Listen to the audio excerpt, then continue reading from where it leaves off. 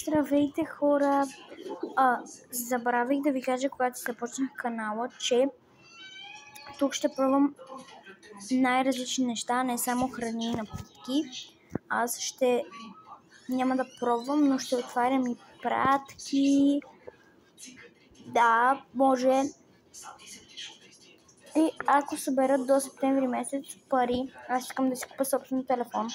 В смисъл, с мои пари. Ако съберат 360 лева, ще си купя, вече ще си снимам от моя телефон и даже